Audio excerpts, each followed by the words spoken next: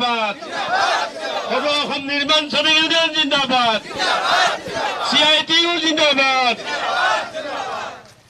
নিৰ্মাণ শ্ৰমিক কল্যাণ পৰিষদ ৰক্ষা কৰক নিৰ্মাণ শ্ৰমিক কল্যাণ পৰিষদৰ নামত কৰা ভেকভাওনা বন্ধ কৰক নিৰ্মাণ শ্ৰমিক কল্যাণ পৰিষদত পাব লগা এবাৰ প্ৰাপ্য হ'ব অতি শীঘ্ৰে আদায় দিয়ক ইনকলাব জিন্দাবাদ আজি সদৌ অসম নিৰ্মাণ শ্ৰমিক ইউনিয়নৰ কামৰূপ মহানগৰ জিলা এই জিলাৰ নিৰ্মাণ শ্ৰমিকসকলে শ্ৰম বিষয়াৰ কাৰ্যালয়ৰ সন্মুখত ধৰ্ণা দিবলৈ আহিছোঁ। CITUৰ নেতৃত্বাধীন এই ইউনিয়নে আজি গৃহ আৰু অন্যান্য নিৰ্মাণ শ্ৰমিক কল্যাণ পৰিষদ যিখন কনষ্ট্ৰাকশ্যন ৱাৰ্কাৰ্ছ ৱেলফেয়াৰ বৰ্ড আছে তাৰ সন্মুখত ধৰ্ণা দিব লগা হৈছে। তাৰ কাৰণটো কি? কাৰণ হৈছে যে এই শ্ৰমিকসকলে দীৰ্ঘদিন ধৰি পঞ্জীয়ন হৈছে, এই লেবাৰ অফিচতে তেওঁলোকৰ নাম ৰেজিষ্টাৰ কৰিছে, তেওঁলোকৰ বেনিফিটৰ কাৰণে দৰখাস্ত কৰিছে, কিন্তু দৰখাস্ত কৰা মতে তেওঁলোকে বেনিফিটবিলাক আদায় পোৱা নাই। কোনোবাই ছাত্ৰবৃত্তিৰ কাৰণে দৰখাস্ত কৰিছিল, কোনোবাই পেঞ্চনৰ কাৰণে দৰখাস্ত কৰিছিল, কোনোবাই তাৰ বেমাৰ আজাৰৰ চিকিৎসাৰ সাহায্যৰ কাৰণে দৰখাস্ত কৰিছিল। এই দৰখাস্তবিলাক দৰখাস্ত হৈ থাকিল, বিগত 2-2.5 বছৰ ধৰি এইবিলাকক ধনবিলাক আদায় পোৱা নাই।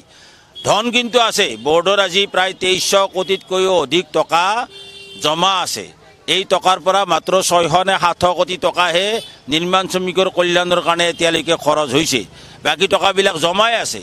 অথচ বৰ্ডৰ উচ্চতৰ বিষয়াসকল আৰু তাৰ যি মেনেজিং ছিষ্টেম পৰিচালন পদ্ধতি, এই পৰিচালন পদ্ধতিৰ জটিলতা, হৰেক ৰকমৰ আইন কানুন, আজি কি বোলে ডিজিটেল কৰিব লাগিব, কালি কি বোলে এপ বহাব, আজিকালি নিৰ্মাণ চকী, পৰহি কি বোলে বিমান চকী, হৰেক ৰকমৰ চকী তেওঁলোকে এতিয়ালৈকে উলিয়ালে, এপ বাহিৰ কৰিলে।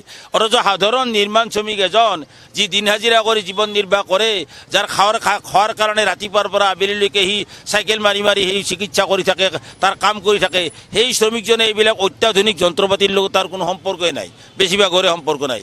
এতিয়া শেহতীয়াভাৱে এণ্ড্ৰইড মোবাইলটো হাতত পৰিছে বাৰু, কথা নাই, কিন্তু এইবিলাক চলাবলৈতো নাজানে ভালদৰে। আৰু এইবিলাক মানুহক বিভ্ৰান্ত কৰাৰ কাৰণে, বিভ্ৰান্ত কৰি আজি এই বৰ্ডৰ বিভিন্ন জটিলতাই শ্ৰমিকসকলক প্ৰাপ্যৰ পৰা বঞ্চিত কৰি আছে।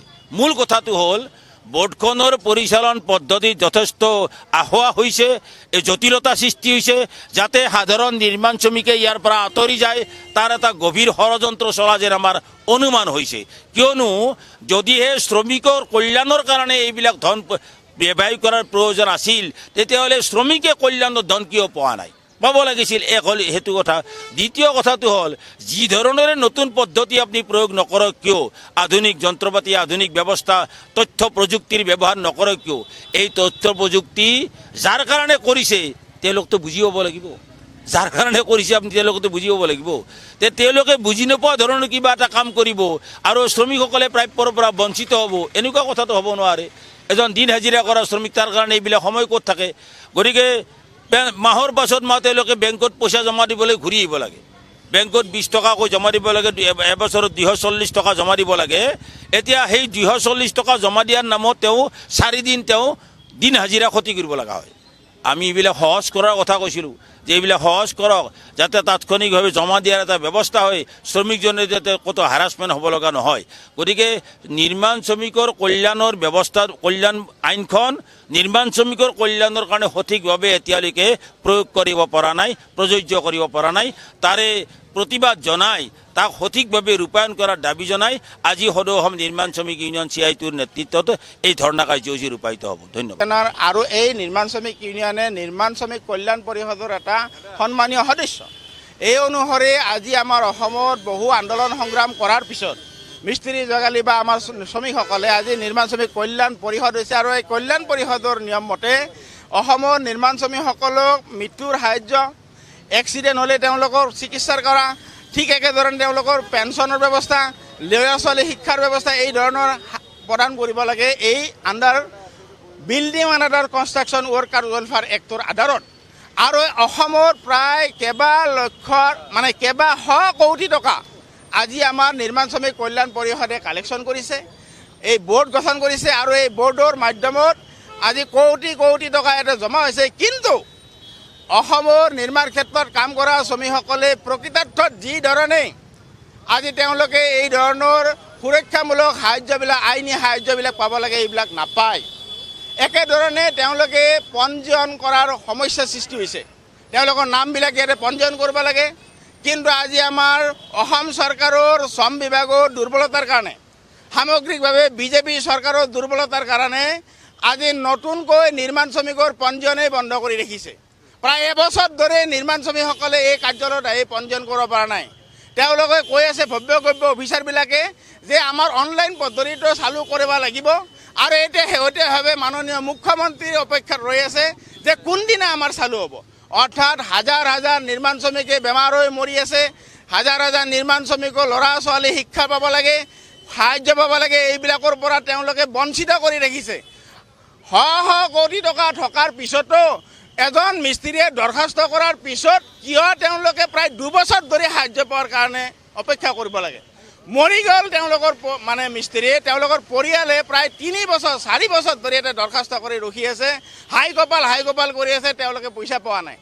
তেওঁলোকে দিছে 100 মানে কি জলকীয়াত কিবা এটা এপাচি জলকীয়াত এটা যেনে এপাচি শাকত এটা জলকীয়া ঠিক একেই কাৰবাৰ। গতিকে এইটো লৈ কিনে তেওঁলোকে ঢোক ঢাল বাজি আছে। আমি স্বাভাৱিক গোটেই আজি আমাৰ মিস্ত্ৰী যোগালীসকলে আমি বহুবাৰ আহি আছোঁ, আজিও আহিছোঁ। আজি আমি ইয়াতেই আজি অংশগ্ৰহণ কৰি আমি স্মাৰকপত্ৰ প্ৰদান কৰিম আৰু তেওঁক জনাম যে যদি আমাৰ বাৰে বাৰে আহিয়ে থাকিব লাগে তেতিয়াহ'লে আমি আৰু 19 তাৰিখ অৰ্থাৎ 19 জানুৱাৰীত ভালকৈ আহিম, আৰু 19 তাৰিখে আহি আমি ইয়াতে পিকেটিং কৰিম। আমি এই কাৰ্যালয় বন্ধ কৰাৰ কাৰণে চেষ্টা কৰিম। যদি স্বাভাৱিকভাৱে শ্ৰমিকৰ সুৰক্ষাই দিব নোৱাৰে তেতিয়াহ'লে এটা ভব্য লেবাৰ ডিপাৰ্টমেণ্ট অসম চৰকাৰে ৰাখিনো কি হ'ব। কেৱল মাত্ৰ নিৰ্মাণ শ্ৰমিক নহয়, অন্যান্য ক্ষেত্ৰত কাম কৰা শ্ৰমিকসকলৰ একেই অৱস্থা। তেওঁলোকৰ ধৰ্ণা দি আছে। প্ৰায় 9 বছৰ ধৰি আজি ন্যূনতম মজুৰি ৰিভাইজ হোৱা নাই। এই বিজেপি চৰকাৰ অহাৰ পিছতে ন্যূনতম মজুৰি তেওঁলোকে সেই আগতে 240 টকা 240 টকাত কোনোবাই চলিব পাৰে কওকচোন। এই অফিচাৰবিলাকে কওক আৰু আমাৰ লেবাৰ ডিপাৰ্টমেণ্টৰ মিনিষ্টাৰবিলাকে কওক বা যায়ে নকওঁ। আজি আপোনালোকে কওকচোন সাংবাদিক বন্ধুসকল যে আপোনালোকে 240 টকাত কোনোবাই পৰিয়াল চলাব পাৰে নেকি? কিন্তু এইখন লেবাৰ ডিপাৰ্টমেণ্টত ধুনীয়া আমাৰ অফিচ আৰু আছে মানে বিভাগীয় মানুহবিলাক আছে, কিন্তু তথাপিতো আজি তেওঁলোকৰ মাত্ৰ হাজিৰা নিৰ্ধাৰণ হৈ আছে 240 টকা। গতিকে এইটো ৰিভাইজ কৰিব লাগে শ্ৰম আইন মতে, মিনিমাম ৱেজ এক্ট মতে তেওঁলোকে 5 বছৰৰ ভিতৰত ৰিভাইজ কৰিব লাগে, কিন্তু এইবিলাক নকৰে।